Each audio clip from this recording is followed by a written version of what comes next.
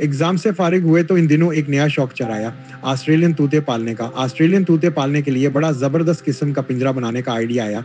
मैंने छत पर जाकर के बड़ी-बड़ी लकड़ियाँ पड़ी हुई थी, उनसे मैंने एक लकड़ी का फ्रेम तैयार किया, 6 फुट बाय 2 फुट का, पूरे टेबल की तरह का। मैंने वो खुद बनाया, खुद 4 पाए लगाए।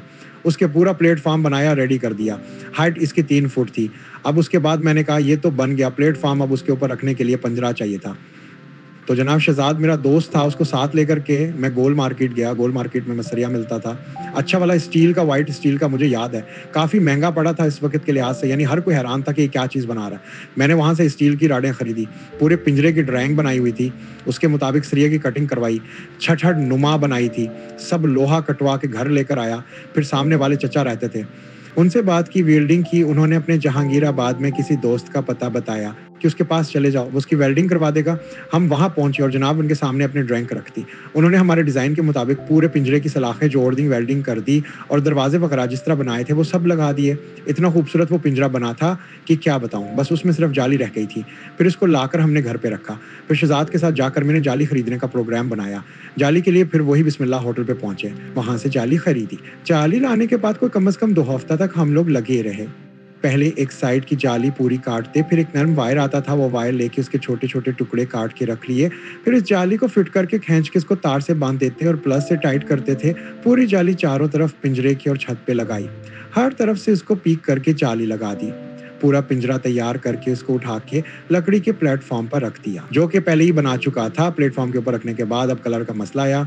वेल्डिंग के निशानात बुरे लग रहे थे, तो प्लेटफॉर्म जो मैंने बनाया था उसके ऊपर मैंने ब्लैक कलर का ऑयल पेंट लाके किया और जो ऊपर का पिंजरा था उसके ऊपर मैंने व्हाइट कलर किया। व्हाइट कलर करने के बाद उसके अंदर मैंने झूले वगैरह जो लगाए वो सब लाल रंग के लगाए और उसके जो अंदर मिटकियां थी सारी, इन सबको मैंने लाल रंग कर दिया था। तो इतना खूबसूरत पिंजरा लगता था। ब्लैक कलर के प्लेटफॉर्म पे लकड़ी का प्लेटफॉर्म था, उस पर व्हाइट कलर का पिंजरा और उसके अंदर लाल रंग की मिटकियां।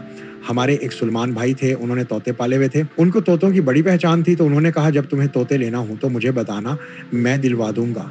मैंने कहा सुलेमान भाई मैं आपको पैसे दे दूंगा, आप खुद ला दें। तो जनाब पता नहीं 30 या 35 रुपए का जोड़ा था, तो 4-5 जोड़े मैंने उनसे मंगवाए थे। मुझे अंदाजा नहीं था कि उनकी ब्रीडिंग इतनी तेज होती है। अरे भाई 6 माह में ही पिंजरा भर गया। सुबह सवेरे और शाम के वक्त जब वो तोते चहचहाते थे तो ओहो क्या मंजर होता था। बहुत ही प्यारी सिचुएशन हुआ करती थी। लेकिन जब उनकी तादाद बढ़ती चली गई तो उनको भी ठिकाने लगाना पड़ा। सलेमान भाई के साथ जाके लालू खेत में जानवरों का इतवार बाजार लगता था, तो एक दफ़ा उनके साथ बाजार गया था तोते बेचने। बस उसके बाद फिर उनकी ज़रूरत नहीं पड़ी। फिर खुद हर इतवार को छोटा एक पिंजरा मेरे पास रखा हुआ है, तो उसमें 4-6 जोड़ियाँ डाल के ले जाता था, ठिकाने लगा के आ जाता था। उन तोतों की ग्रोथ बहुत ज़्यादा होती थी और फिर उस ज़माने में उनकी वैल्यू भी थी। आजकल तो अब उनकी इतनी वैल्यू भी नहीं है। ऑस्ट्रेलियन तोतों की मुख्तलिफ अक़साम मेरे पास थी, जिनमें रेड आई बजरी और डफरन टाइप के थे। बहुत अच्छी-अच्छी नस्लों के भी तोते रखे हैं मैंने। बहरहाल जब तक सिलसिला चलता रहा, चलता रहा। फिर जब हमने उस्मानिया से घर शिफ्ट किया था नाजिमाबाद 4 नंबर में, तो उनकी देखभाल ठीक से नहीं हो पा रही थी, लिहाजा सारे तबोते बेच दिए, बाद में पिंजरा भी बेच दिया था। इस तरह ये शौक भी अंजाम को पहुंचा।